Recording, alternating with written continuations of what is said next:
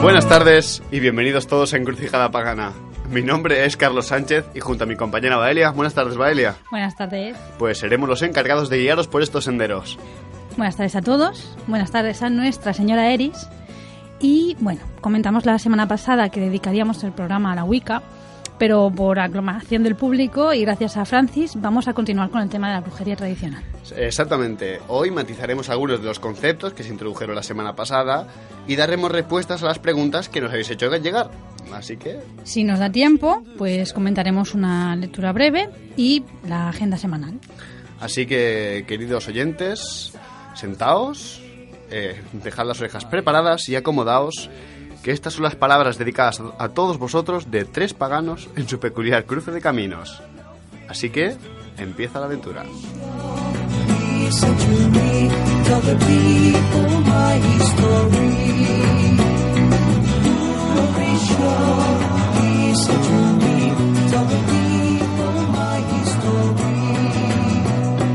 Poison is slowly winning my soul.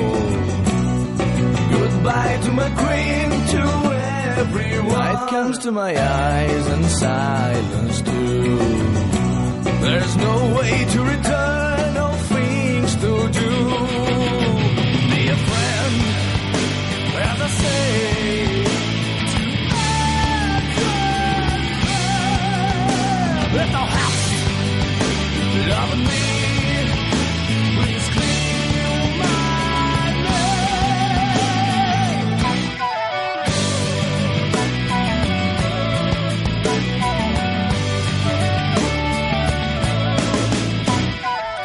Bueno, pues ya tenemos con nosotros a Francis Ashwood, que si, como recordaréis la semana pasada, Francis es un practicante de brujería tradicional que sigue varias corrientes y que tuvo pues tuvo ese buen gesto hacia nosotros de dejarnos escuchar y saber un poquito más de este tema. Buenas tardes, Francis.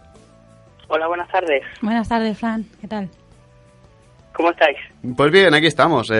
Bueno, pues esperando a que hoy ya se nos desvelen unos cuantos misterios más, ¿no? Y podamos conocer un poquito más a fondo este tema que hemos visto que interesa a muchísima gente, que es el de la brujería tradicional, ¿no? Sabemos, ¿no?, que la semana pasada, pues... muchos temas se quedaron en el aire, incluso hubo algunos que por desgracia pudieron ser hasta malinterpretados o no, o incluso hubo alguno que no se llegó a explicar en toda la profundidad que quisimos debido al tiempo. Así que bueno, Francis, sabemos que tienes unos cuantos temas preparados, pero nosotros también nos hemos preparado unas preguntas para hacerte. Sí. Así que si te parece bien, empezaremos con nuestras preguntas y luego ya más adelante pues aclaras tú los temas que quieras. ¿Qué te parece? Perfecto. Vale, pues mira, empezaremos con las preguntas más generales, ¿no? Y preguntas que a un brujo consideramos que se tienen que hacerle. La primera es, ¿por qué brujería tradicional y por qué llamarse brujo, no? ¿Qué es lo que hace que lo vuestro sea brujería y por qué os llamáis brujos y no chamanes o no sea una religión, etcétera? Uh-huh. Bueno, de verdad es bastante difícil concretar por qué, pero... hay que tener en cuenta de nuevo, volviendo a lo que hablábamos en la anterior entrevista, uh-huh, que estos términos han cambiado mucho a lo largo del tiempo, ¿vale? Entonces, hoy en día, estos términos, tanto brujería tradicional como denominarse brujo, ¿no?, cumple una función social que tiene sentido para nosotros, para las personas que tienen un interés en el mundo pagano, para las personas que tienen interés en la brujería en general, o para el movimiento cultural del que hablábamos también en la anterior entrevista, ¿no? Exactamente, es una etiqueta indoor, ¿no? O sea, es más bien para nosotros que para el resto del mundo. Sí, en verdad, dentro de los círculos de brujería tradicional, por así decirlo, no tienen ningún valor porque, de hecho, muchos practicantes que no están vinculados al movimiento cultural del que hablábamos, uh-huh, no tienen una terminología específica para denominarse a sí mismos y nunca la han tenido, al menos nunca dentro del contexto moderno, porque antiguamente obviamente siempre a las personas que tenían seguían este tipo de tradiciones y tenían estas prácticas, ¿no? Sí, este tipo de conocimientos más ocultos y tal, pues tenían muchas veces una función social, como curanderos, como adivinadores, ¿vale? Entonces, esa terminología, quiero decir, yerberos, curanderos y demás, se le otorgaba a estas personas, pero por la gente de fuera, no por ellos mismos. Y si lo hacían hacia ellos mismos era porque buscaban que la gente supiera quiénes eran ellos y qué les podía ofrecer, ¿no? Qué servicios les podía ofrecer o qué ayuda les podía ofrecer dentro de la comunidad. Claro, no olvidemos tampoco, ¿no?, que la palabra brujería, de autodenominarse a sí mismo brujo, incluso estoy seguro que los hay a los que no les gusta, dentro de la misma brujería tradicional.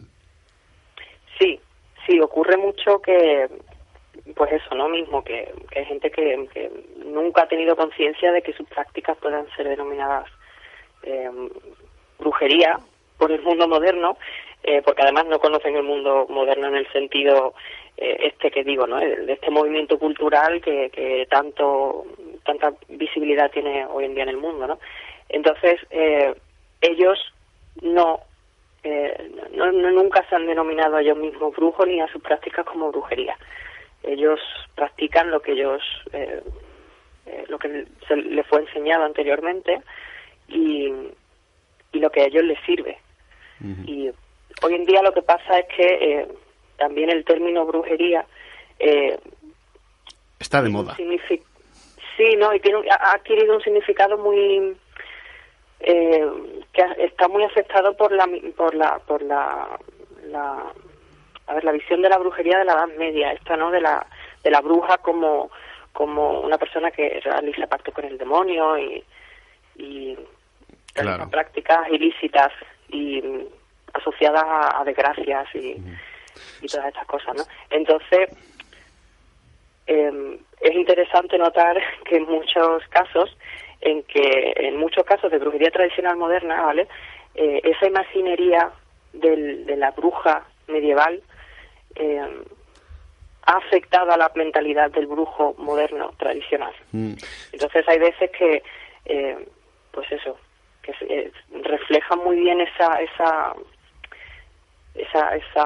visión de la bruja medieval, ¿sabes?, de la bruja, del diablo y demás. Y bueno, se ha reducido un poco esa imagen, ¿no?, más desde el punto de vista, entre comillas, malo. Sí, no hay que olvidar, como comentamos en el programa de brujería que hicimos, fue de los primeros además, que la misma iconografía inquisitorial, demonóloga, del pacto con el diablo, todo el proceso, contaminó de alguna manera todas las prácticas que tenía el pueblo llano, y de alguna manera pues hubo un sincretismo, ¿no?, y supongo que, como ya dijimos, ¿no?, hubo muchas personas que antes no se denominaban a sí mismos brujos, empezaron a hacerlo. Exactamente, y lo que pasa en estos casos es que además es lo que hablamos, ¿no?, de la identidad de la bruja como una persona que ha heredado una visión del mundo que está y un carácter muy afectado por las experiencias que tienen y su historia, ¿no? Entonces la bruja tradicional de hoy en día es heredera, por así decirlo, de esta mentalidad que digo, de la Edad Media y de el Renacimiento y demás, en que la bruja ha sido muy machacada socialmente, ¿vale?, y se ha tenido que esconder. Entonces, de lo que antes era considerado como un oficio, ¿vale?, al servicio de la sociedad, ahora es algo de lo que me tengo que ocultar.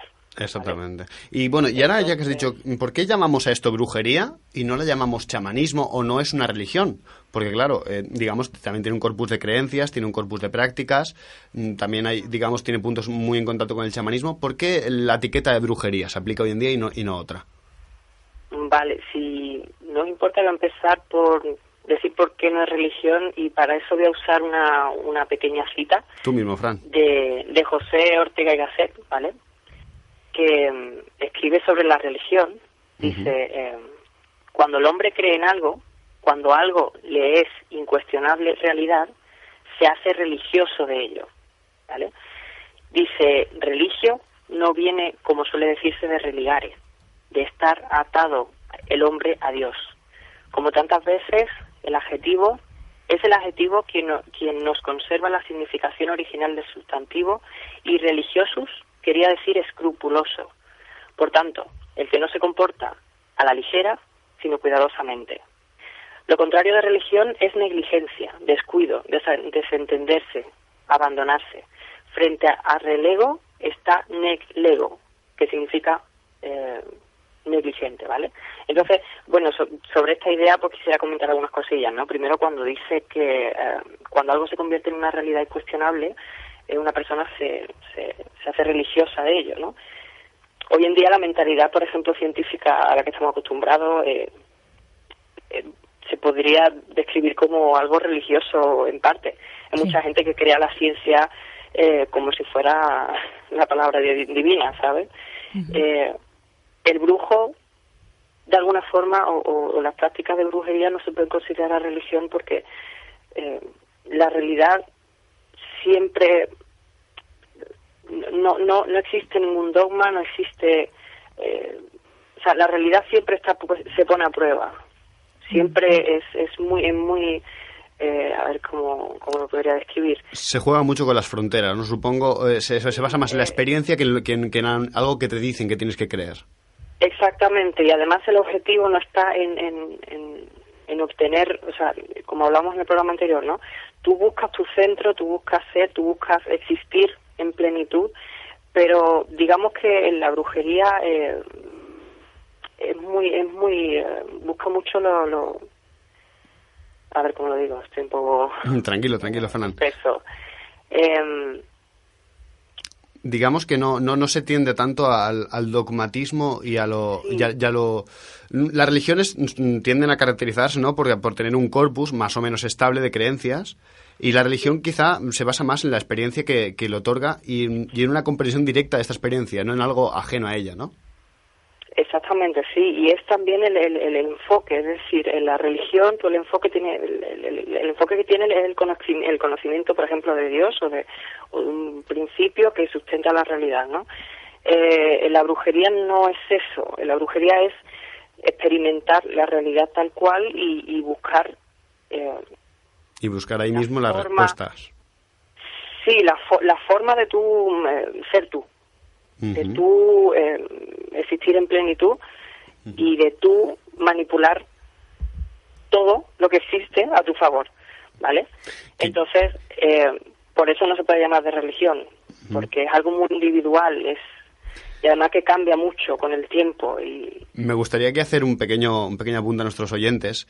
Es que, como podéis ver, al mismo Francis le está costando definir lo que es la brujería. ¿Por qué? Pues porque al fin y al cabo las etiquetas, ¿no? Tienen sus ventajas, ¿no? Que nos permitan hablar de las cosas, pero también tienen sus desventajas. Y es que las desventajas de estas es que definen, recortan. Yo creo que tú de esto mismo también nos querías hablar, ¿no? Un poco. Sí, quería comentar algunas cosillas de esto, vamos, sí. De todas formas, bueno, por terminar con la pregunta de antes, simplemente comentar que el brujo, digamos, como decía, se puede relacionar más con la mentalidad negligente que religiosa, ¿no? Como decía Ortega y Gasset. Es más negligente, es más loco, es más que se adapta al momento, ¿vale? Tiene unas creencias que fundamentan lo que es su experiencia de la realidad, pero cambia y se adapta constantemente a todo. No deja que nadie le domine y que nadie, digamos, diga o determine quién es o qué es, ¿vale? Eso tiene mucho que ver con lo que hablábamos en el programa anterior, entonces... Vale. Fran, un apunte. ¿Vale? Cuando hablamos de manipular las condiciones para que nos sean favorables, como punto de partida para la práctica de brujería, no es solo manipular, ¿no? También sería un poco cómo relacionarse con el entorno. Sí, en verdad es como hemos hablado alguna vez, el tema de la diplomacia, es muy diplomático todo. Tú quieres tenerlo todo en orden para tú poder vivir bien, ¿vale? Y el brujo, porque ya que tiene unas necesidades muy diferentes del resto de mortales, ¿vale? Pues busca satisfacer esas necesidades y organizar todo para que todo esté en armonía a su alrededor y todo exista, ¿vale? Para el bien suyo y de su entorno. Por eso, antiguamente se ofrecían esos servicios, y hoy en día también se ofrecen, obviamente, a otras personas para ayudarles a armonizar lo que está pues desarmonizado, ¿no? En su realidad. Vale, no, yo te lo comentaba porque como venimos de esta tradición que tiende a ver la práctica mágica como una imposición de voluntad, o sea, pero así porque sí, sin razón, simplemente como casi de una manera caprichosa a veces, pues dar un poco el matiz, ¿no? Que a veces no solo es imponer la voluntad, sino encontrar los caminos para que las cosas funcionen o se armonicen o simplemente encontrar la manera de conseguir algo. Sí, exactamente. Y bueno, y sobre el tema de las etiquetas, pues lo que quería comentar era básicamente, bueno, el hecho de que en la cultura moderna en torno a la brujería y demás, digamos que se suele dar mucha importancia a la denominación, a cómo te denominas tú y por qué te denominas tú, brujo o wicano o pagano o lo que sea, ¿no? En vez de a lo que tú sientes que eres, quiero decir, hay mucha gente que por querer pertenecer a un círculo, a un tipo de personas, a un tipo de tradiciones, ¿vale? Automáticamente se denominan como tal y digamos que no prestan atención a la práctica, al conocimiento que ellos tienen de lo que están practicando, ¿vale? Entonces, mi experiencia ha sido un poco, no sé si puede servir de ejemplo, pero yo en mi camino, por ejemplo, no es algo que yo haya buscado conscientemente, no es algo que yo haya impuesto. Si hoy en día me puedo llamar brujo tradicional es simplemente porque me he dedicado a caminar mi camino, a realizar mis prácticas espirituales o como queráis llamarlo, y a través de ellas he llegado a donde me ha llevado la vida, ¿vale? Uh-huh. Es importante, yo creo, el hecho de conocer qué estás practicando, por qué lo estás practicando, qué necesitas tú como persona, y así la vida automáticamente te lleva, si lo conoces con la profundidad correcta, ¿vale? Ya la vida te lleva por donde te tiene que llevar. No hay cuando pasa al contrario, que impones algo y no acaba por funcionar, pues la vida misma te lleva por otros derroteros, ¿no? Uh-huh. Pero hay gente que se empeña en imponer el título de brujería tradicional a algo, en vez de en experimentar esa práctica puramente. Sí, entonces, exactamente, como está, digamos que la palabra tradicional tiene mucha carga de peso, es la ancestralidad que de alguna manera el paganismo contemporáneo está buscando siempre. Y no es lo importante ni siquiera para la brujería tradicional.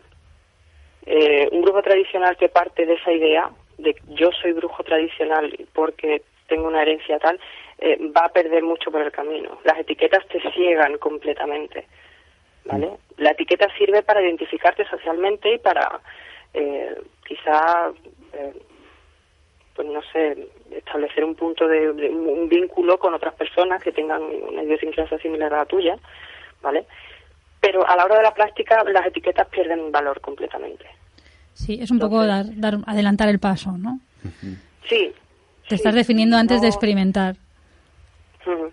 Y entonces la brujería, uh-huh, yo creo que la brujería en general, pero la tradicional más todavía, por el hecho de ser tradicional, este tipo de cosas pues no tienen sentido y cierran demasiadas puertas. Uh-huh. Digamos que causan una mala impresión, al menos en mi experiencia, ¿no? Es lo que yo he visto a mi alrededor y demás. Uh-huh. Sí. Pues, bueno, ahora vamos a pasar un breve descanso musical, ¿no? Y bueno, que nos gustaría, antes de despedirnos de ti en estos 3 minutitos, que Baelia nos va a hacer un pequeño apunte sobre lo que vamos a poner esta semana, que a ti sabemos, Fran, que te ha gustado, y bueno, y lo que pusimos la semana pasada, ¿no? Explicar un poquito. Vale, pues nada más es comentar la cuestión de que nosotros siempre intentamos escoger música para cada programa. A veces es más difícil y a veces es menos, pero bueno. Entonces, cuando decidimos tocar el tema de la brujería tradicional, escogimos un par de canciones por un motivo, ¿no? La semana pasada pusimos en el descanso una canción que se llama Baba Viga Iga de Miquel Laboa, ¿vale? Es un poema fónico tradicional en euskera a base de elementos onomatopéyicos que se atribuirían a conjuros empleados en una reunión de brujas. Pues obviamente es una obra moderna, pero que toma una canción infantil para darle este giro, ¿no? Más brujeril. En el programa de hoy también pusimos el Conxura da Quemada, que a modo de curiosidad parece muy ancestral, pero se hizo apenas hace 150 años o 100 años o algo así. Es muy famoso en la zona de Galicia, ¿no? El Conxura da Quemada, pero bueno, que tan ancestral no es, pero el pego da. Sí. Entonces, en el programa de hoy hemos elegido un tema pues del mismo estilo que sería el de Miquel Laboa, que es una danza típica del Friül. Se supone que anterior a 1500, al año 1500. En una denuncia a la Inquisición, en 1624, se informaba que las mujeres y los hombres de la región del Friül usaban este canto y esta danza para invocar a la lluvia. Lo único que se conserva de la letra original es la cita inicial a bastones y ramas de hinojo, que a quien sepa algo del tema recordará que son las herramientas de los Benandanti.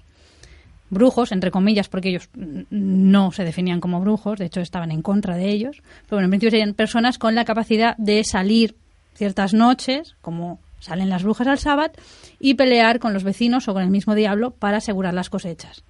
Aparte de esta cita inicial, a los bastones y a las ramas de hinojo, el resto de la letra que vamos a escuchar es nuevamente un juego de palabras, como la canción de Miquel Laboa, del siglo XX, del poeta friulano Domenico Sanier.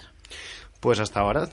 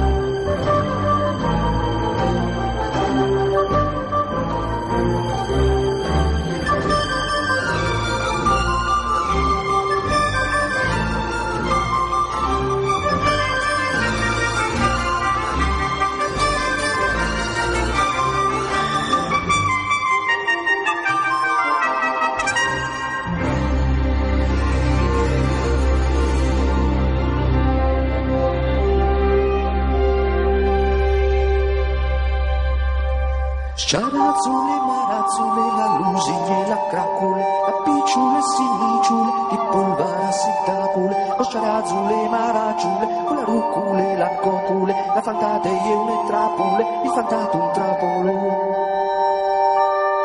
Sciarazzule, marazzule, la lusine, la cracule, la picciule, siniciule, di polvara, sittacule, lo sciarazzule, marazzule, con la rucule, la cocule, la fantate e une trapule, il fantato un trapolo.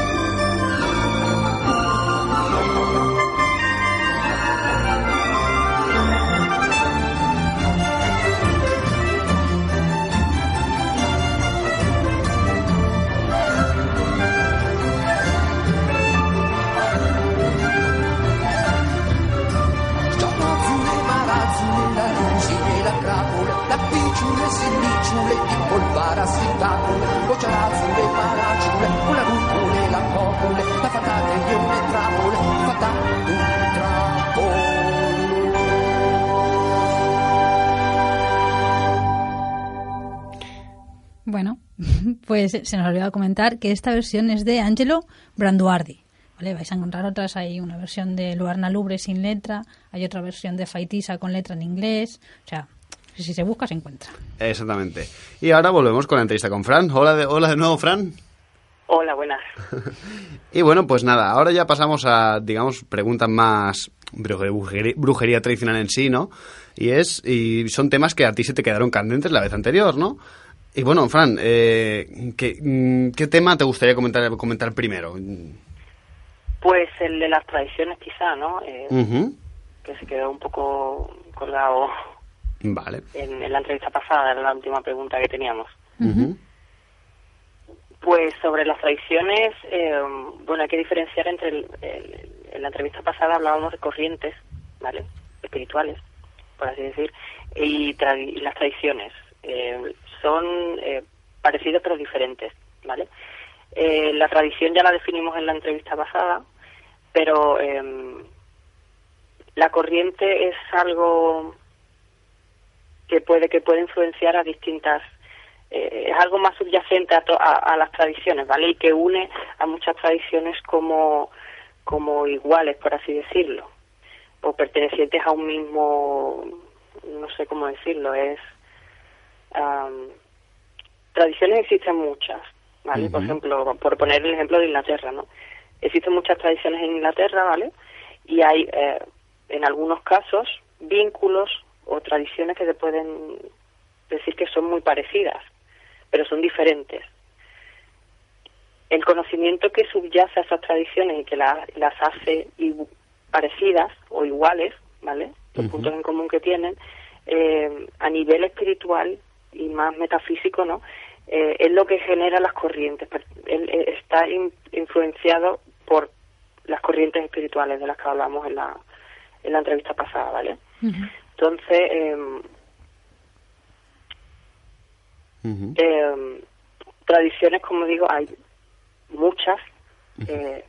En el área de Inglaterra hay muchas conocidas, por ejemplo, a través de grupos como el clan Tubalcaín, que mencionábamos en la entrevista pasada, que tienen mucha importancia en el territorio anglosajón, ya que ha influenciado mucho la visión británica de la brujería contemporánea y tradicional, ¿vale? ¿Podés darnos unas pequeñísimas pinceladas de qué es el clan Tubalcaín, para los que no lo sepan? Es que en verdad es difícil porque el clan Tubalcaín nace a través de esta figura de la que hablamos en el programa anterior, Robert Cochrane, ¿vale? Que es el fundador, digamos, del clan Tubalcaín. ¿Qué puedo decir sobre el clan Tubalcaín? En verdad es poco, porque lo mismo que puedo decir de otros grupos, como por ejemplo el Cultus Sabbathi, Uh-huh. fundado por Andrew Chambly. Es que hay poco que se pueda decir. Se conocen públicamente a través de escritos, de las cartas de Cochrane, por ejemplo, que están publicadas en parte, ¿vale? A través de los libros que han sido publicados a través de la editorial Soanon, del Cultus Sabbathi, que, bueno, te dan una visión más o menos clara de de las creencias o prácticas de esos grupos, ¿no? Pero suele ocurrir que se confunden mucho lo que hay publicado con las prácticas de esos grupos. Cuando en realidad es curioso, por ejemplo, en el caso del clan Tubalcaín, cierta polémica que ha existido en los últimos años debido a esto, ¿no? A dar por hecho que lo que ha visto la luz acerca del clan Tubalcaín es automáticamente todo lo que ellos practican. Lo que practican, exactamente. Y al final, pues bueno, se está demostrando que no, y ya cada vez más, pues los propios los que mantienen la tradición hoy en día, pues poco a poco pues van escribiendo y van describiendo y defendiéndose, bueno, pues de ciertos comentarios que se hacen en público, ¿no? Con el Cultus Sabbathi pasa lo mismo. Se da por hecho que el cultus sabati, las prácticas del cultus sabati, son las que vienen en los libros o de las que se hablan en los libros, pero es diferente, no tiene, generalmente no tienen mucho que ver, pero no son tal cual. Ahora los libros. Ahora viene la pregunta, ¿y para qué publicas?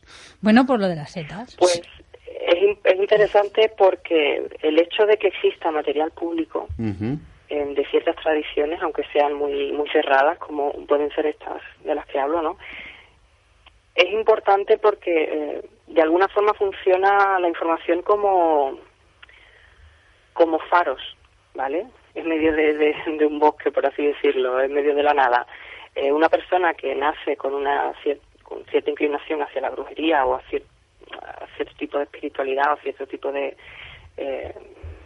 prácticas, sí, pues puede encontrar en ese material que hay público puntos de inspiración con los que puede conectar al final usando ese tipo de información y practicando y profundizando en el conocimiento que se ha hecho público, puede llegar a conectar, digamos, con la corriente espiritual que nutre esas tradiciones. Y es a través de ese tipo de procesos como una persona puede llegar a convertirse o a conectar con las personas correctas dentro de esas tradiciones, ¿vale?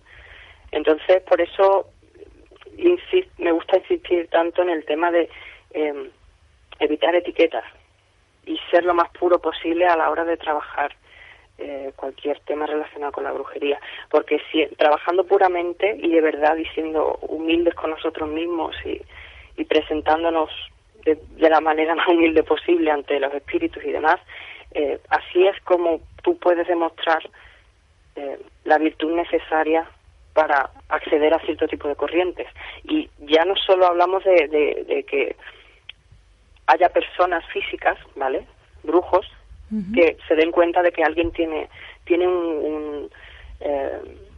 que tiene cierta virtud, ¿no?, que le hace quizá apto para conocer más profundamente una tradición, sino también muchas veces son los mismos espíritus que hablábamos antes también, que suelen guardar estas corrientes espirituales, los que, digamos, manipulan todo de forma que pues pueden suceder cosas pues muy muy locas, ¿vale? Encuentros fortuitos que aparentemente no tienen ningún sentido, pero que se pueden dar perfectamente. Es decir, en este caso el destino interviene de una forma muy muy clara, al menos en mi experiencia, ¿no? Los espíritus te cogen por banda y te llevan a donde tú tienes que ir, ¿vale? Sea el camino que sea. Por eso digo que yo las tradiciones que he conocido no las he conocido más que a través de eso, ¿no? Me propuse hace muchos años llevar a cabo una práctica totalmente desde cero, desde lo más básico. Todo empezó, por ejemplo, en aquel entonces como meditaciones y sin imponer ni visiones ni nada, simplemente me dediqué yo, digamos, a escuchar, ¿no?, lo que había a mi alrededor. Y a través de esa escucha, pues con el tiempo pues vas desarrollando tú tu propio diálogo con el mundo espiritual, y a través de ese diálogo tú vas aprendiendo cosas y digamos que vas redirigiendo tus prácticas a partir de eso que vas aprendiendo del mundo espiritual, ¿no? Y automáticamente, digamos que todo se pone en marcha, por así decirlo, el mundo espiritual se pone en marcha para encaminarte a donde tú tienes que llegar, ¿vale? Y para mí siempre será algo que lo defenderé siempre por encima de todo, la humildad, la sinceridad a la hora de practicar, de mostrarte a otros, de compartir conocimientos y demás, es lo que puede llevar a una persona a donde tiene que estar, al fin y al cabo, ¿vale? Vale.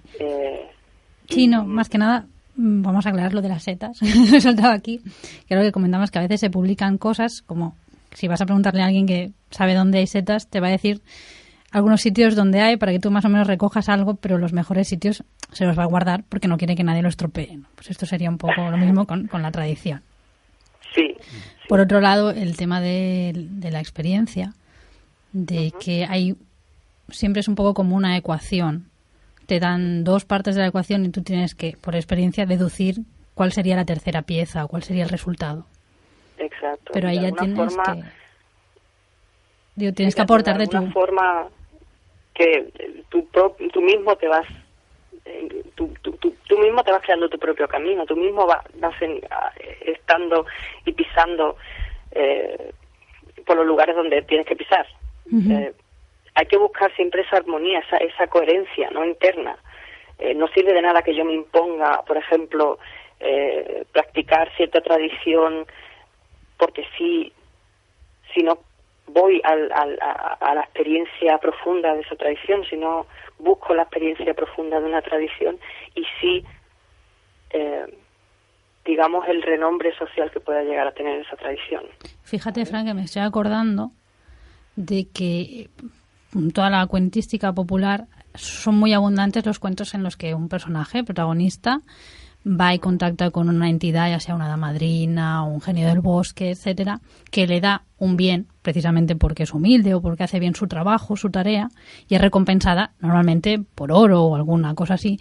Y entonces tiene un hermano que no tiene la misma virtud o la misma actitud, que hace lo mismo. ¿Tú qué has hecho para conseguir esto? Pues he ido al bosque y he dicho esto. Hace lo mismo y se lleva un castigo. Exactamente, sí. En este caso es igual, y además teniendo en cuenta que hablamos de que muchas veces intervienen entidades espirituales, ¿vale? Y cuando hablo de espíritus y entidades espirituales hablo de algo muy general, no tiene sentido que me ponga a especificar qué tipo, ¿no? Pero sí que tienen una relevancia, y tú ante los espíritus te muestras tal cual eres, más allá de lo que tú conoces quizá de ti mismo, ¿sabes? Por eso hay que ser humilde y se valora tanto esa virtud de sinceridad y de una clara visión de dónde estás y por qué y qué es lo que estás buscando, ¿vale? Bueno, Fran, vamos a pasar a otra cosa que yo creo que o sea, aquí se nos ha quedado candente y creo que tú también nos comentaste algo. Es sobre las diferencias, ¿no?, que tiene la brujería tradicional respecto a otra, la famosa Wicca, que es la tradición de brujería que más se ha extendido en el globo, ¿no? ¿Qué diferencias, ¿no?, hay entre la brujería tradicional y la Wicca, ¿no? ¿Qué realmente las hace tan diferentes o que incluso que las hace que se parezcan? Sí, bueno, es otro tema muy complejo, puesto que yo no practico ninguna forma de Wicca tradicional, ¿vale? Pero bueno, lo que he podido deducir al cabo de los años y a través de charlas con otras personas que sí practican esta tradición, es, para empezar, la visión del mundo. La visión del mundo es diferente. La Wicca, digamos, basa su trabajo y su cosmología en conceptos que son quizá más modernos de lo que en sí usan o conocen los brujos tradicionales, ¿no? Se conocen en la brujería tradicional. Y esto tiene consecuencias muy profundas, ¿no? Entonces yo creo que la diferencia básica es eso, la concepción del mundo. ¿Y cómo se manifiesta eso y cómo de relevante es esto, ¿no?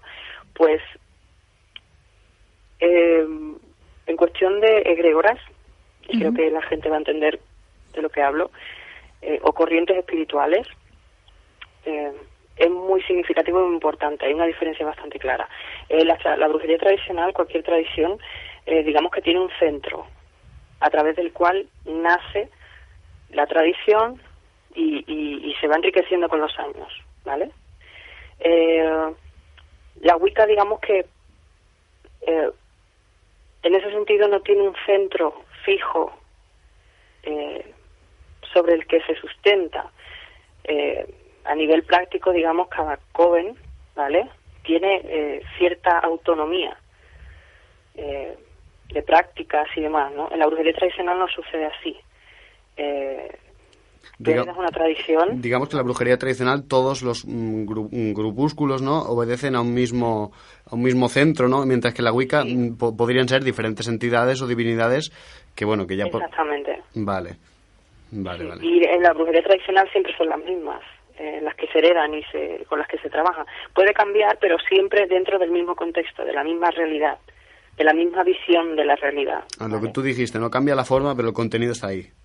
Exactamente. Y después, yo creo que esa es la diferencia más obvia para mí. Uh-huh. ¿Y el parecido? A nivel de egregoras, pues se nota bastante. Uh-huh. ¿Y un parecido que nos puedas decir? ¿Algún parecido? Sí. Bueno, también es difícil. Bueno, la brujería, la práctica de la brujería. La práctica de la brujería en general, pues bueno, un nexo en común que tenemos todos los brujos, ¿no? Uh-huh. O los que nos llamamos brujos. Entonces, pues sí, la práctica de la brujería. En la brujería tradicional, igual que en la Wicca, ha existido una influencia a lo largo del tiempo del conocimiento mágico de los grimorios y de este tipo de textos mágicos, ¿no? Uh-huh. Pues en la brujería tradicional se da igual, creo, en la Wicca. No en todos los casos, pero en muchos casos ocurre. Pero la Wicca lo aplica a través de unos fundamentos que son diferentes de los fundamentos de la brujería tradicional, por así decirlo. No, lo básico, la diferencia básica es esa, la visión del mundo. Y poco más, en verdad, se puede decir. Uh-huh. O que yo me atreva a decir. Vale. Tratarlo con profundidad, no sé. Vale. Oye, Fran, hablábamos así de refilón la semana pasada del libro de Serpent Songs.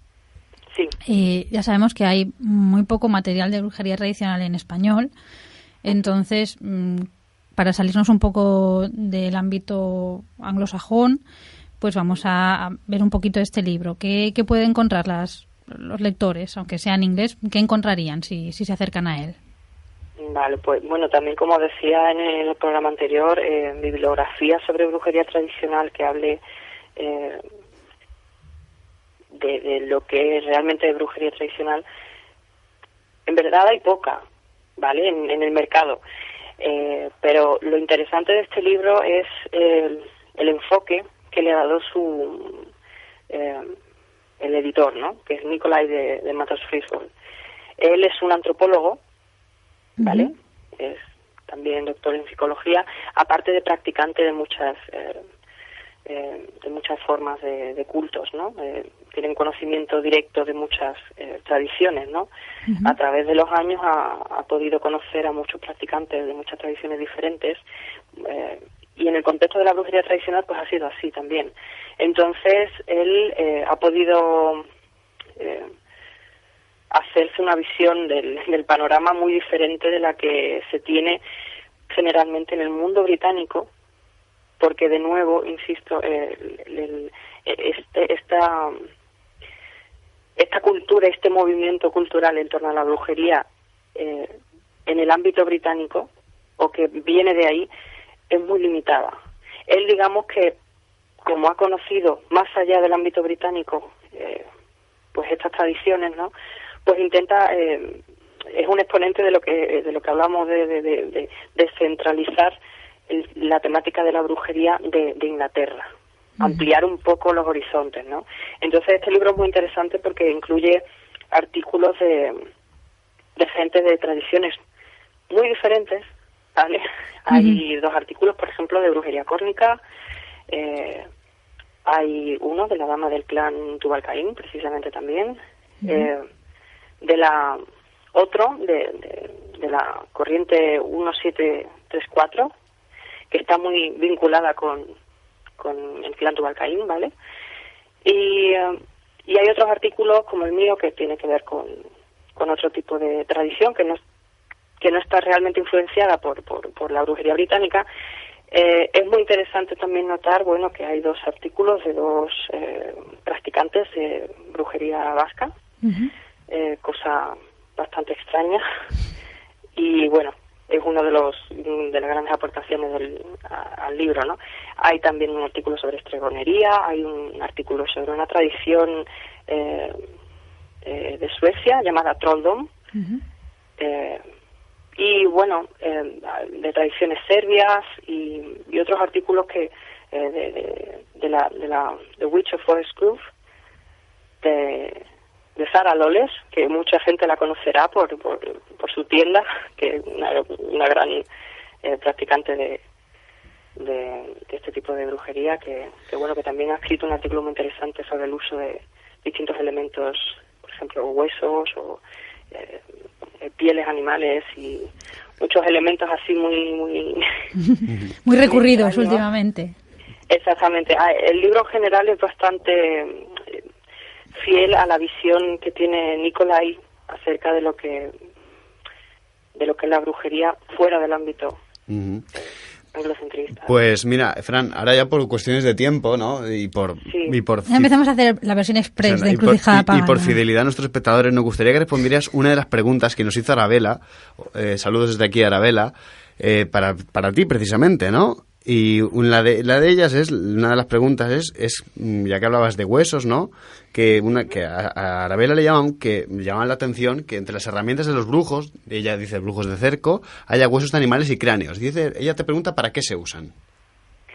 Vale, bueno, eso depende mucho de las tradiciones. Hay tradiciones que no emplean demasiados elementos de este tipo, ¿vale?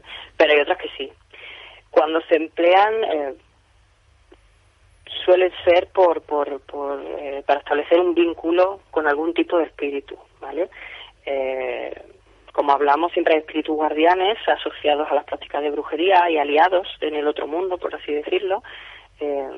Hay veces que estos aliados tienen una forma animal, están vinculados a una forma animal, y se emplean sus huesos de animales de cierta especie, para pues establecer un vínculo con cierto espíritu.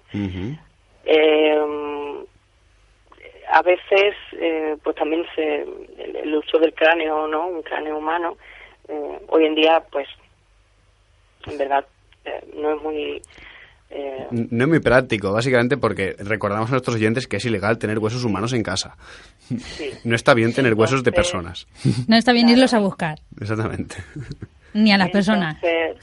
El tema está muy complicado en ese caso, pero bueno, también se emplean y es un elemento también muy tradicional para contactar con espíritus ancestrales, y digamos que los huesos funcionan como puentes, como, ¿no? Puertas, sí, como puentes, y más allá de eso, claro, la variedad a la hora de la práctica es muy grande, pero básicamente es eso, y yo creo que bueno, esto lo sabrá la gente generalmente. Pues bueno, Fran, ya por desgracia nos vemos obligados a despedirnos de ti. Otra vez, pero bueno, volverás. Tarde o temprano, que sepas que te secuestraremos en Encrucijada Pagana otra vez. Decirte que te agradecemos muchísimo, muchísimo de corazón todo lo que has hecho por este programa, que gracias a ti, pues bueno, la gente ya puede conocer de primera mano lo que es la brujería tradicional. Bueno, introducirse, ¿no? Pero bueno, ya está bien, porque para la mala información que hay por ahí, la verdad es que tener en primicia por primera vez una entrevista en radio a un brujo tradicional, oye, esto es todo un orgullo y honor. Así que un abrazo muy fuerte, Fran, y que Eris y los dioses estén contigo. Gracias. Un beso, Fran. Que la Fran. gente le haya servido y que, bueno, más allá de las limitaciones evidentes de una entrevista así, que la hayan encontrado interesante al menos. Segurísimo que sí. Bueno, un abrazo. Venga, un abrazo, Fran. Hasta luego.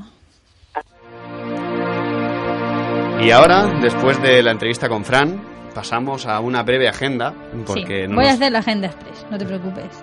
El sábado 15 y el domingo 23 de febrero hay una visita teatralizada al Museo de Ampurias, se llama Ampurias Sota la Mirada dels Déus, es para todos los públicos y tiene un precio de 10 euros más la entrada al recinto, ¿vale? El sábado 15 de febrero también Templo de la Diosa organiza su ritual público de Involk. Luego tenemos del 11 al 16 de febrero el Cau de Bruixes de Centelles, tenéis el programa en el muro de Facebook. Y el domingo 16 en el Poblat Ibèric de Can Oliver, aquí en Cerdanyola, que acaba de entrar en la xarxa de museus arqueològics, en l'Arqueoxarxa. Nuestra enhorabuena desde Encrucijada Pagana. pues a las 11:30 hay un taller de ornamentos ibéricos. Los talleres en el Poblat Ibéric son gratuitos y no requieren de inscripción previa. Y os recordamos a todos los oyentes que si queréis organizáis algún evento, queréis comunicarnos algo, podéis hacerlo a nuestro mail encrucijadapagana@gmail.com o bien a través de nuestra página de Facebook. Os recordamos también que en Encrucijada Pagana dedicaremos el mes de marzo o algunos programas del mes de marzo al papel de la mujer en las culturas antiguas y actuales, el culto a las diosas y la llamada espiritualidad femenina. Si programáis o conocéis algún evento relacionado con estos temas, pues nos lo podéis comunicar para incluirlo también en la agenda.